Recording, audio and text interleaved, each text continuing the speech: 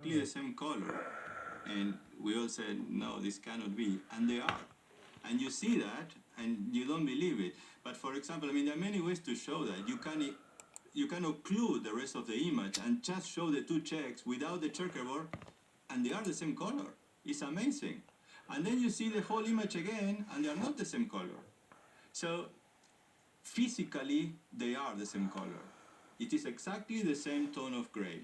But when the moment you see the whole image, your brain cannot avoid seeing them differently. And why is that? Well, because this is a checkerboard, and you know that some checks are white and some others are black. So you cannot seeing one of the checks darker than the other because of the distribution on the checkerboard, because you know that one corresponds to a black check and the other one corresponds to a white check. And the illusion works because you are assuming they are white and you're assuming they are black, and you are not really processing every single pixel of color in this checkerboard. You're just having an inference based on your assumptions, and you just rely on that, and actually you cannot bypass them. The assumptions drive the perception. The assumption that a color is white, that one check is white and the other is black, is what drives your perception, not the physical stimulus in this case. So therefore, because of this information, because we know how a checkerboard looks like, we see it differently, although it's exactly the same color. And even if you know that, it's the same, you cannot see it the same. And I found this really remarkable. So if someone had never seen a checkerboard before, is the effect the same, or is it any different if they don't have that preconceived notion? I would argue that it would nevertheless work, because what the visual system is doing here, besides having a prediction or an assumption about a checkerboard, is that we're making an assumption about lighting and shade. And so that green cylinder appears to be casting a shade, and so we are discounting the illuminant. That's basically, this is based on what we call lightness constancy or brightness constancy in the visual system. And what this basically means is that we see an object as having the same brightness or having the same color under very different illumination conditions. And this is why, for example, you take a newspaper and you look at it under artificial lighting, and then you go and you take it outside at noon on a sunny day, and you see in both instances black letters on a white background. However, the photons, if you were to measure with a photometer, the light energy reflected off of the black letters outside, these are higher luminance than the white background when you are inside under artificial light conditions. But your visual system is taking into account the illumination, the general lighting of the scene, and it's discounting the illuminant. And so that's what's happening here with these squares, that because they're not just plain squares, but we're interpreting them as falling in the shade or not, then you are discounting this information and applying it to make your best guesstimate, you being the visual system. So I gather that what you're saying is one of the shortcuts that evolution has provided us in order that we can see continuity in the world, that we don't see an object in one lighting condition and a moment later see that same object in another lighting condition and think they're completely unrelated. In order to see the continuity of the physical world, we have this shortcut that subtracts out the differences in the environment in order that we can identify those objects that are consistent and continuous. There's another one. I don't know if anyone can take us through what we're seeing here. The chess pieces certainly look different, but I gather in this illusion they're the same. Is that correct? They are absolutely the same. Pixel by pixel, these chess pieces, they're exactly identical. They're not black and white. They're all something in between. Again, for the visual system, black and white are not absolute terms. Everything depends on contrast and context. And so we have these sort of like clouds enveloping these pieces, and we're taking this background, this context into account and deducing these pieces must be black when we see these sort of like a whitish clouds around them, and these pieces must be white when we see the dark clouds around the pieces. But they're, again, pixel by pixel, it's exactly the same stimulus. Before we move on, I just wanted to mention this wonderful chess piece Illusion. This is by Bart Anderson and John Winower, and that it actually made the cover of Nature magazine some years back, if I remember correctly. Yeah, it's totally remarkable. I mean, I think I'm having the same reaction that Rodrigo had. So this line here and that line here is the drill. This is the drill area, and as you can see, the imagery is over here. It's over here where the rock was split. This was the split area once they drilled these holes. But taking advantage of this drilled area to show you that inside the rock, because this is also inside the rock, because remember the stone was split. So we're looking actually inside a big stone boulder, huge one. But this is even further evidence because this is the drill mark, so you know for sure it's separated at least here.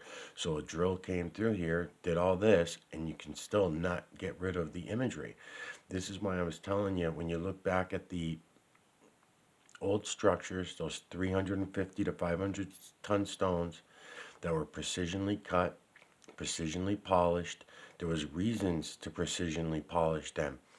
There was a time when for some reason we were trying to hide the true creator's work at some point, and it still doesn't work. You can polish them all you want, but I've been in on those polished stones and you can still see the true creator's work, but it gets harder and harder. And then when you flash forward to the times of mirrors and reflections, then that was also evidence to me of times when we were trying to hide the true creator's work. And then we'd stick our face in front of the mirror and then take credit for the true creator's work. Oh, look how handsome we are. And then we to also take credit for the true creator's work that way. This is giving you an opportunity when I'm explaining to you, if you do this yourselves, I see all the imagery in here. I hope you do too. Um, but it's a feline, canine, rodent, ape, human, and beast. You see all the triangular shapes everywhere you look. It's all about the lights and shadows. It's all about angles and distances of perspective. And keep an eye on the images. And if you see anything that falls outside the feline, canine, rodent, ape, human, and beast, I suggest you question it. Now, I'm going to go into the moon because in the moon, I'm going to show you some birds. There's a couple birds in the moon, faces, bird faces. Birds are just flying rodents, so it doesn't bother me that I'm seeing birds. But I still have the great question of why so little bird faces, if that's the case. And they really are birds' faces, and I believe they are. And I'm only mentioning that because you'll always hear me say that there's no birds in the system. Were you a graduate student? You were recounting that story of seeing the talk, because you look at this and you can't help but think that they are radically different. There's another example with colors. This is all shades of gray, black and white. I think we have a little famous visual demonstration of color. Can someone take us through, what we're seeing here? In terms of this, the moving square illusion, it's basically the similar concept, now in motion, that makes it. And so what I'm doing here is I'm doing the opposite of what every government and religion has done for you since the beginning of this misinformation takeover of education from birth, because here I am cropping it for you with this cropping tool. So I'm cropping it so that you can see it more clearly, right? Like this face here that I'm trying to bring you in on. I'm sure you are seeing it, but eye, nose, and mouth down here of that image. And I'm trying to get them so that he's actually, this eye on this side is actually looking right at you. But again, it's image within image within image. So I can move it around and I can point out several images in that same image, thousands of them actually. But I mean, just to keep it simple, just a tweak of his nose aiming off this way, I can bring in another eye, this eye going with this eye up here rather than this eye down here with this eye. This eye and this eye that goes with this nose here and this mouth here looking straight at us. But then if you take that same eye here and bring it to this higher eye up here, pupil can still match because now this crookeder nose, this whiter area, has a nose that's running off that way to the, the camera right, I guess they'd call it. But anyways, that one there with this large eye here, he actually has some hairdo going on around here and stuff, very large face. Then I can pull this cropping tool out to about here, and I can pull in a chubbier face where his cheeks will come in. His all this all still works. The top of the eyes comes in on him. It's amazing. And I mean, if I wanted to, just like you all could do, I could crop them several different ways so you could see better what I'm talking about. See? So now his nose gets pudgier because the white falls in with the darker color, falls into it. I mean, this is not optical illusions. This is reality. This is truth. This is the way the true creator builds a system. Now, I'll remind you again, this is a drill mark. Okay, here's a large one. Several of them. So let me see which one I'm going to give you. Again, I could crop this way and come down this way. Boom, boom, boom, boom, boom, and keep coming up. So, but I'll do it that way this time. So this time I'm going to come up from the bottom, and I'm going to crop right on the eyebrows, and I'm staying within these two lines because that's my drill mark. So I'm going to give them there, give you that one, then I'm going to go up and give you that one. And I'm probably skipping a couple, but that's all right. See him with his eye. I'm dropping this right on the top of his forehead. He might have a hairdo too, we'll see, but as I go up to the next set of eyes. Then I go up to the next set of eyes, taking the large images from it. And then I can come back and crop this way and get you the smaller ones because, again, starting on this line right here, starting over here, I don't want to go too much further than that.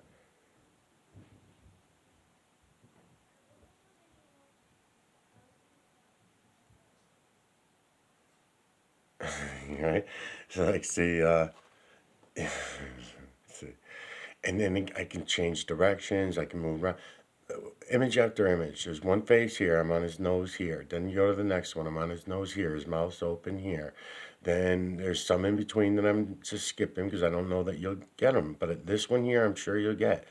Looks like he's going to fall in the canine family. That's his face right here. His nose is right there. And there's the other nose for the next one. And then that one looks like it even has, yeah, I can get his hairdo in there, and there's something here. Looks like it might turn out to be an inanimate object or something, but I know better than that too. Inanimate objects is just me seeing what I want to see because there's no fucking way the true creator is adding inanimate objects to the builder's work. And there's no way for humans to get that in there at all either. The only way that, I won't get into it. It more striking. We have the same, I believe, gray square that is moving left and right, but we're going to interpret it not only as having different lightness, but having different colors depending on the background. It's hard pressed not to describe this as some kind of era. I know you cautioned us early on not to think of it in those terms, but is it wrong to think of this as a kind of limitation of our visual system to provide actual information about a physical object in the external world, but rather to always provide this comparative information of the object relative to its environment? You have to weigh pros and cons, and so our visual system is not optimized, or it hasn't evolved to give us the most accurate picture possible.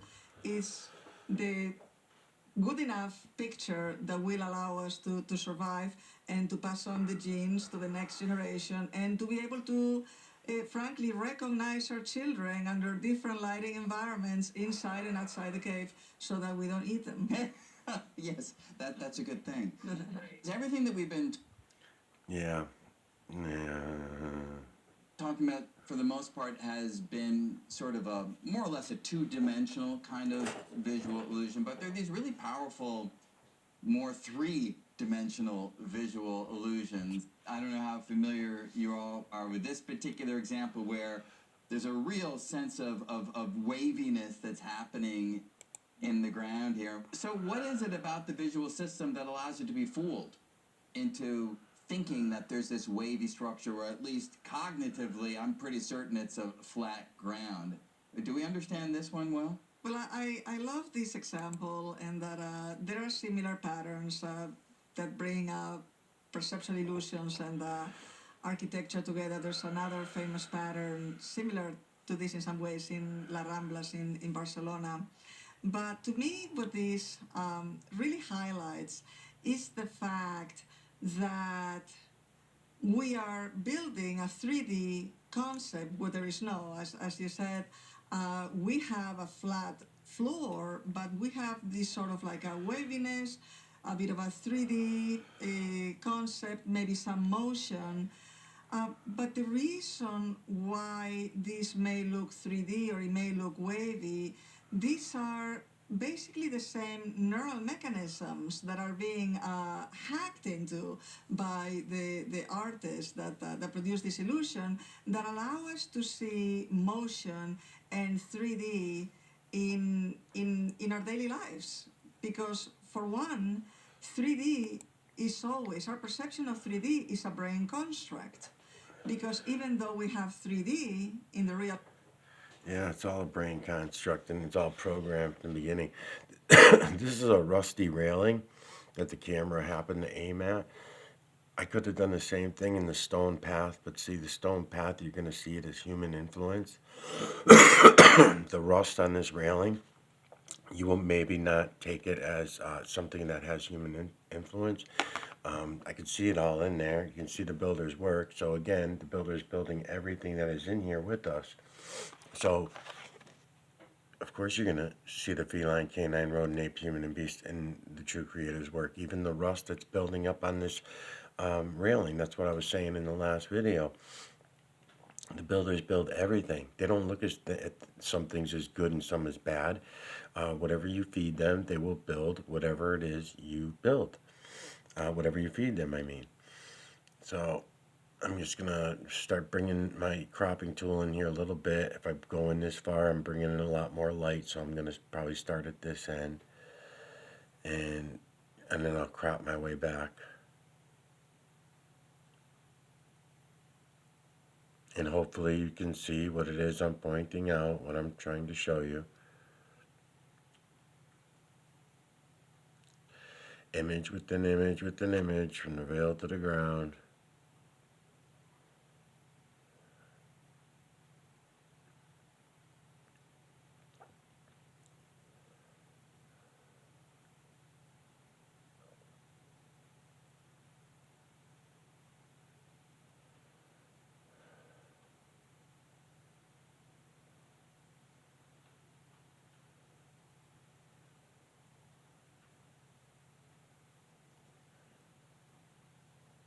I may have to crop from the other side to get the light I need. Actually, I got enough light on this left side. I need more shadow is what I need, but I'm seeing it, so maybe it'll transfer okay.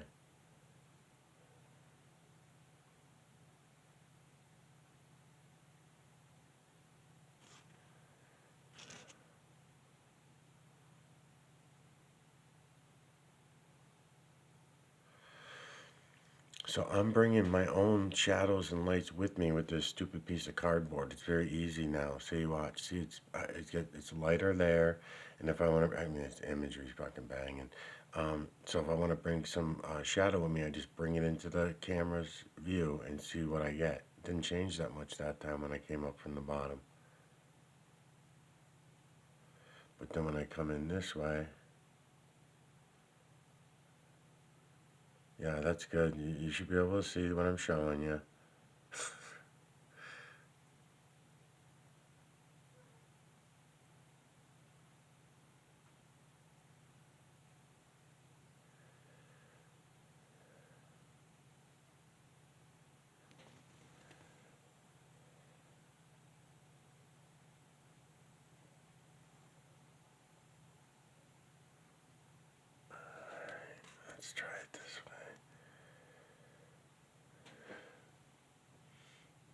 real world, objects have volume and so on. By the time the visual information arrives to our retinas are fundamentally flat surfaces. So whatever 3D existed in the world is lost in our eyes, and then it has to be rebuilt in the brain. So our experience of 3D is an illusion. You know, another class of ambiguous scenes, of course, make use of the 3D environment, but in a way that our brains can sort of parse in two different. Again, such educated people lying to you like this. It's really incredible. You should keep an eye on how this works. They're all so intelligent, and the woman is even a beautiful girl, and even that's hard for me to a lot of times to rank women out for selfish reasons, but it's ridiculous. Okay, this three-dimensional thing and seeing things in layers. I've been explaining that in a lot of my videos. I explain on the run about whether it's the moon or the woods. The other day I was in the woods and I explained it. How, when you look 200 feet back was the furthest that the camera could get. So everything from the branch that's right in front of me, 6 inches away. As a matter of fact, I think it's this video. I think it's this video that I'm on that I explain that in. Texture of the clouds, how one cloud is at one distance from your eyes and then further away are many other clouds, but yet the true creator's energy doesn't see it that way because there is no separation of time and space, if you will. Not space that you think of as outer space, but just space in this realm, in the entire enclosed realm, including the veil. All right. Ways, right? The simplest being just the Necker cube, the ordinary cube. You know, all of us, you look at that cube, you blink your eyes a few times, and it looks like you're looking either inside the cube or outside the cube. There's another wonderful, very famous one that we've all, of course, seen. I don't know if it's called the mother or the wife illusion. I don't know if that's PC to discuss it in that language any longer. But, you look at this image and... Yeah, you look at this image, and then here you have running water, the river. I did some videos on the river one day when I was walking by, several days actually, here and there when I'm fucking around. And if you can't see what it is I'm trying to show you all, you ain't looking. I mean, come on, man. You're just not believing what you're seeing with your own eyes. That's what's happening.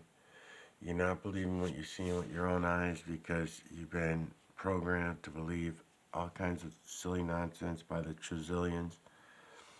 It's just for this reason. Just so that when someone does come and show you, and so that when you do see it, you'll deny it and you'll go back to living your delusion. All kinds of fear factors are bound up in what it is I'm showing you also, because you're told that if you do see it, you're going to be banned from society. Your life will be destroyed. Your family's lives will be destroyed. You will not make it. You cannot show or tell anybody what it is you see. And then they also confirm and inform you as you're going along that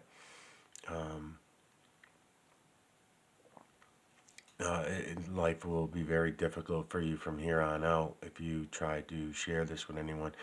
And don't even bother anyway, because they're all just going to think you're nuts. They're never going to believe you. But that still doesn't save you from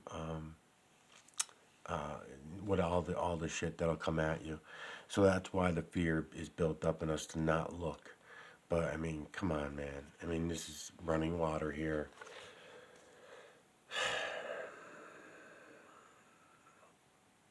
The imagery is unbelievable. We can all see it.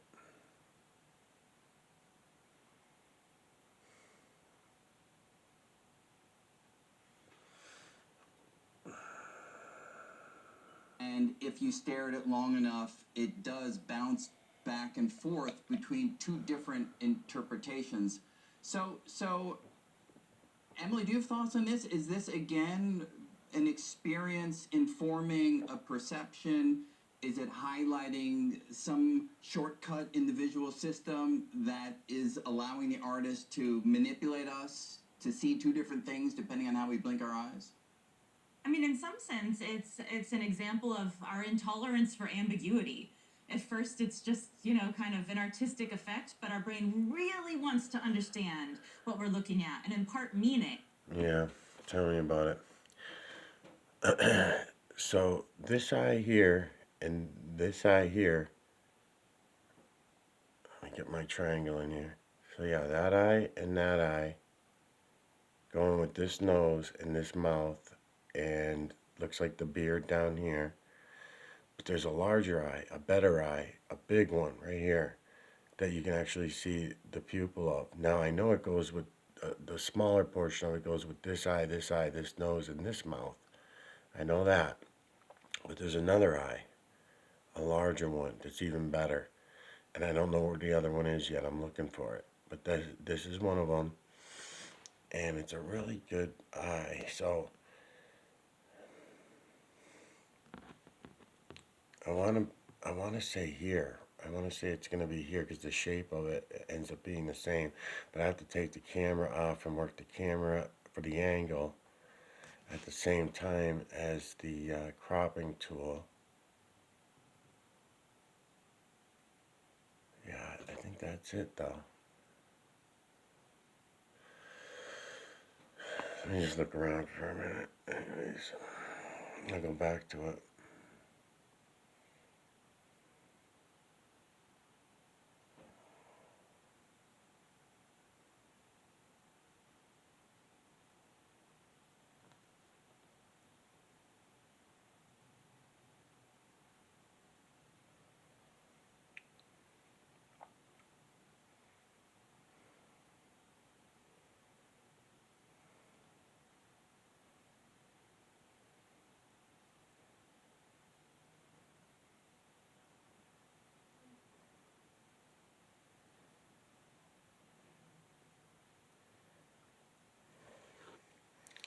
Yeah, if I had cropping tools, that one shouldn't jump around because my elbow's sitting on the table, and then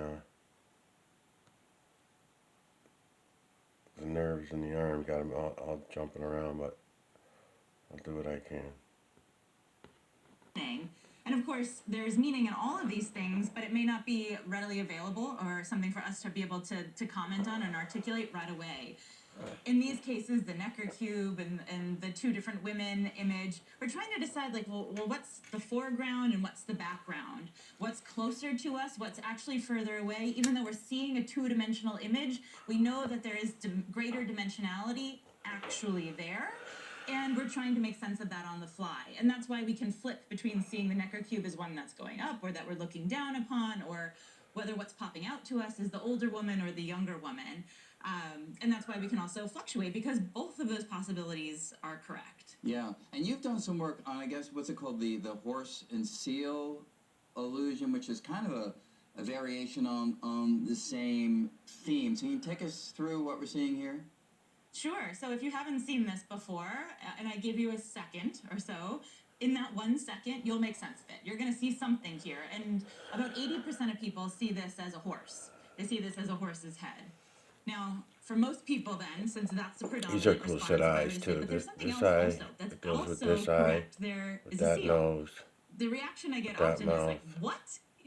Or no See way. what category But for some falls people, in. those 20%, they do see that, and they have a hard time accepting what 80% of the room says, which is that there is a horse there.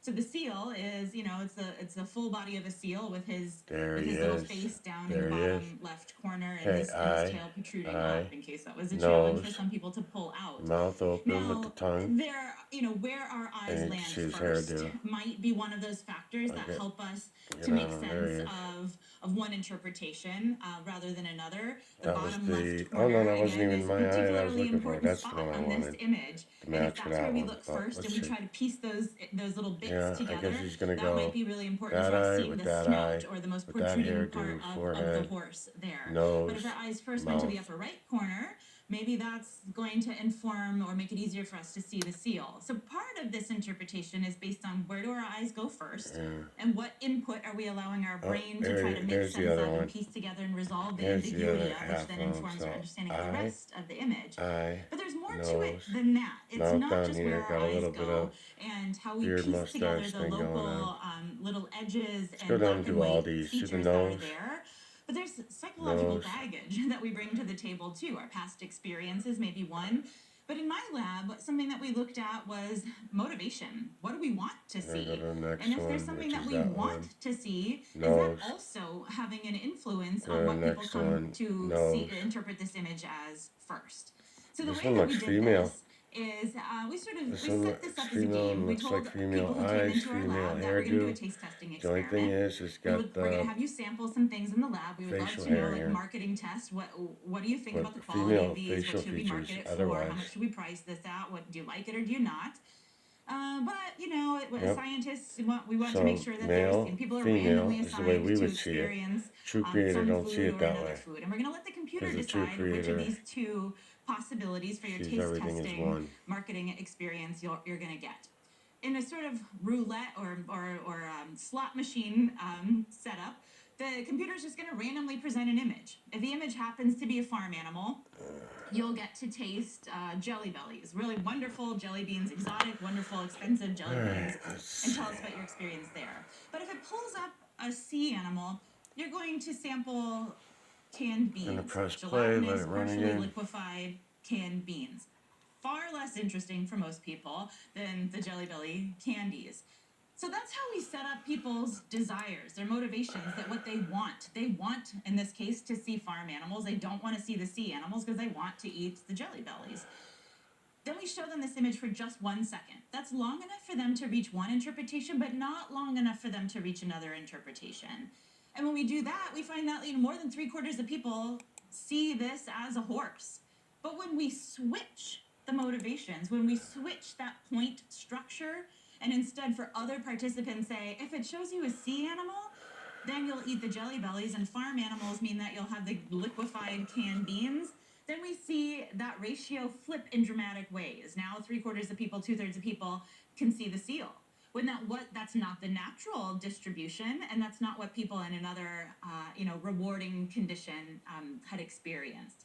So when we induce that want or that desire, we have an additional impact on how people resolve the ambiguity of this figure. Wow, that's really remarkable.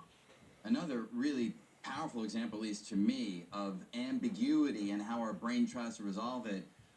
I'd never seen this video before, but can we do this little experiment here? I'm sure all of you are familiar with it, but if you look right in the center at the cross, and then allow these images of famous celebrities to flash by, if you're like anybody else, I guess, as the images flash by, it's really freaky what you see, right? I mean, distortions all over the place of these famous faces. So Susanna, like, do we understand what's happening here inside of our brains? Yeah, so another thing that these guys keep missing out on is something else I want to bring up is the doppelganger thing.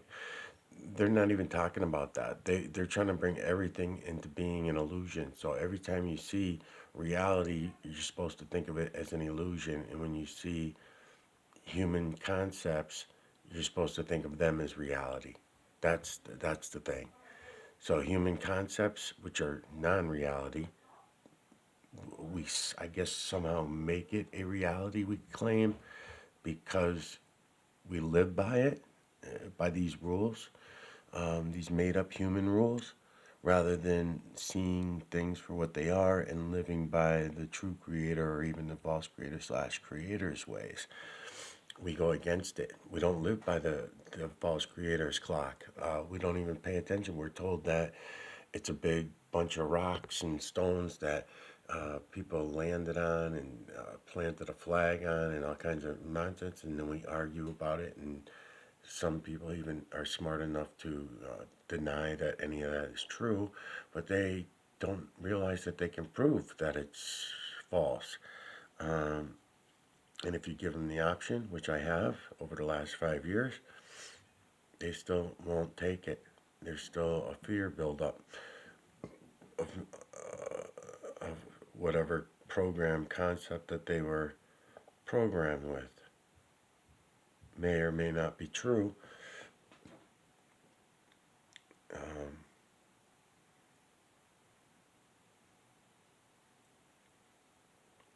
yeah.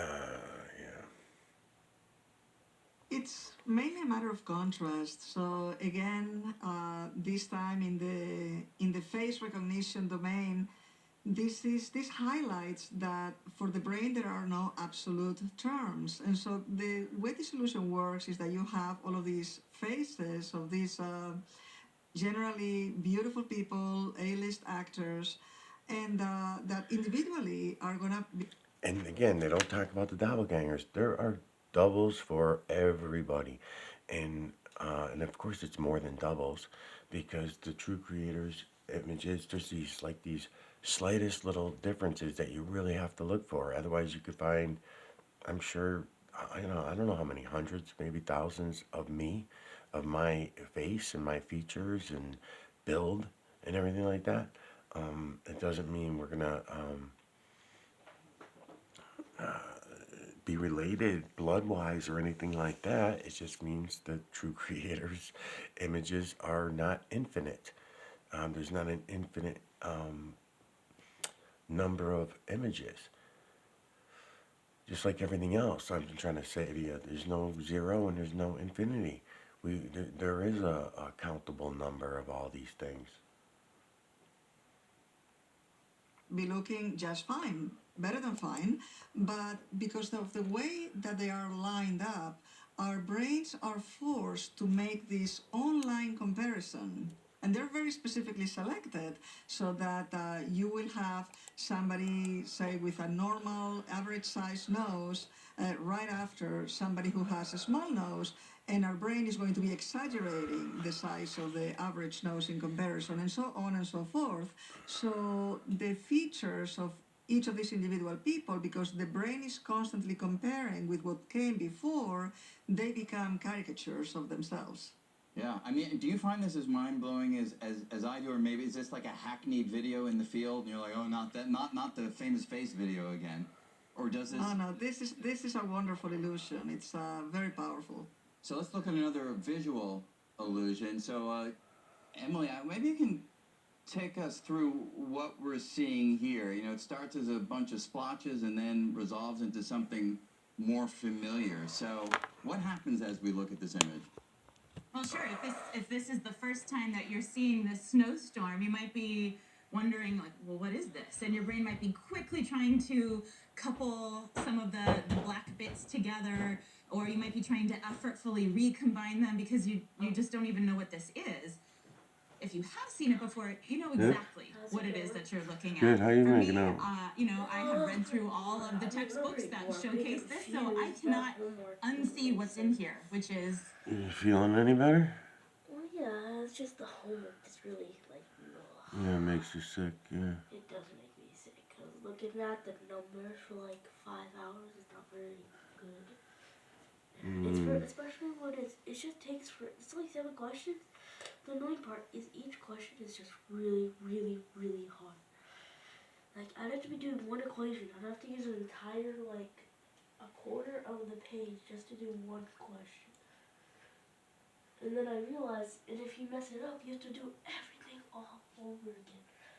It's like that time I was complaining about that long division, but then I realized I did it wrong. I feel like I can't remember doing something wrong, or the equation is just a wrong answer.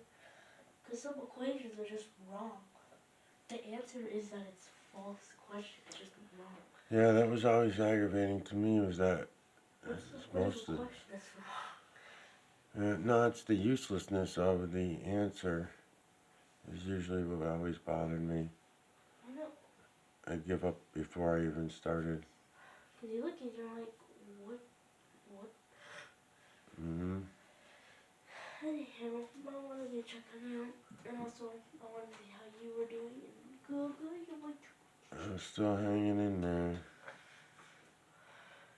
good, he's doing. Anyway.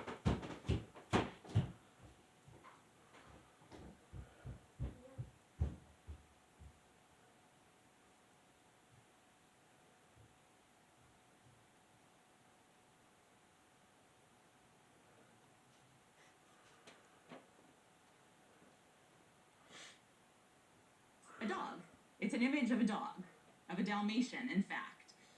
Now, I wonder if, having said that, if people who hadn't seen it before can now pick out the dog that's in there. And once you have, it's so hard to just see this as a random collection of dots, as the snowstorm that we first opened this up as. Again, because we have that past experience that resolved the configuration of dots in a particular way, perhaps sort of imbued some connections between these dots that aren't actually there, but is essential for us for us to put together the visual experience of where the dog's face is, where the body is, where the legs are. So, Rodrigo, do we have a sense of what's happening at a neurological level when the brain is able to find coherence and see the Dalmatian in this image versus the state that it started in, where it's just a bunch of splotches on the page? Well, I mean, you clearly, at some point, you recognize that there's a Dalmatian. I mean, when I see this image, I know this image, I immediately see a dog. I mean, I don't see the snow anymore, I just see a Dalmatian straight. But it's because I have seen it before.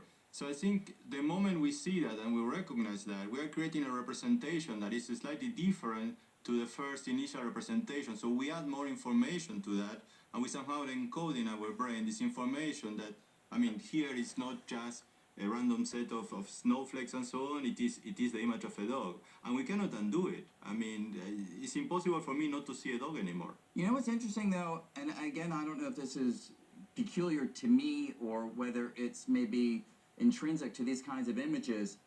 I had never seen this image before until quite recently, and at first I went through exactly the process that Emily and Rodrigo are describing. I didn't see anything at all, and then all of a sudden the Dalmatian popped out at me, and then I couldn't unsee it, as you're saying, except when I changed the scale of the image. I can't help but fiddle. I'm a fiddler. So I made the image much different size than when I initially encountered it. I made it much smaller, and then I lost the Dalmatian for about 10 or 15 seconds.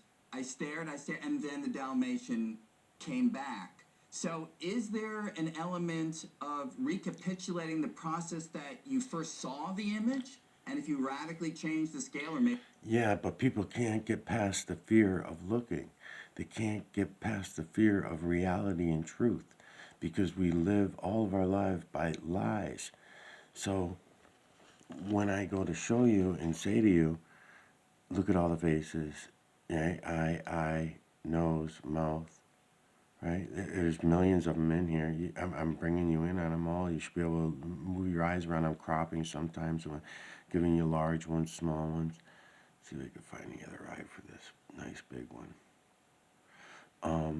All image within image, face within face. Look around on your nose. Here's the mouth. See the two eyes right here. I'll lose my camera setting when I start moving the stick in here, but look around. Eye, nose, mouth. You can see beard, bald head. Here's a little, this one will be a decent one. Eye, nose, mouth right here. If we can pick out that nose, would be nice. And these two ears right here that are on the forehead of it. Let's see. I'm going to crop them back this way and see what I get.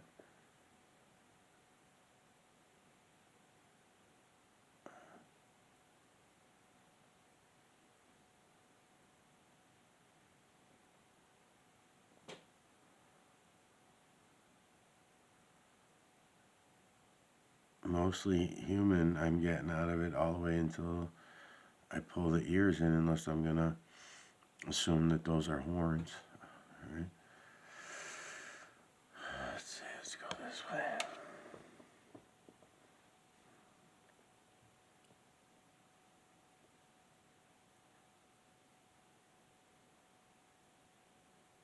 It's incredible. It's fucking incredible, it really is.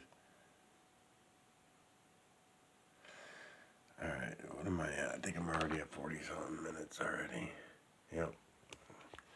Shit. Alright.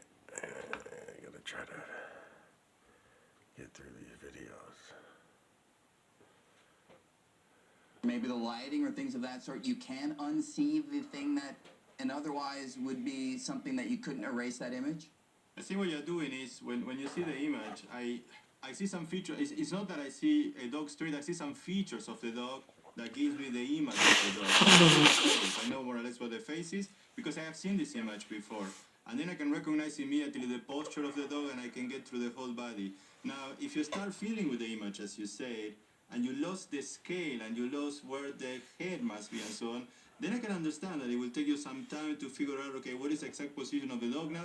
But once you recognize this feature, I mean, it's kind of like the whole thing appears again. So Susanna, is this a nature or nurture in your opinion, this particular illusion? Well, it's both. Nature and nurture come together in this particular image. Is that our brain is always trying to solve ambiguity, something that we don't realize because we have been used to seeing our whole lives. Those of us who are sighted, that is that the visual input is just very ambiguous. Even at the level of our retinas, we have a constant confound between the size of an object and the distance of that object from us. And we are not used to recognize that. But the fact is that it's very uncomfortable. And so our brains are not settled in a way until we're able to manage the ambiguity. And so I think in this particular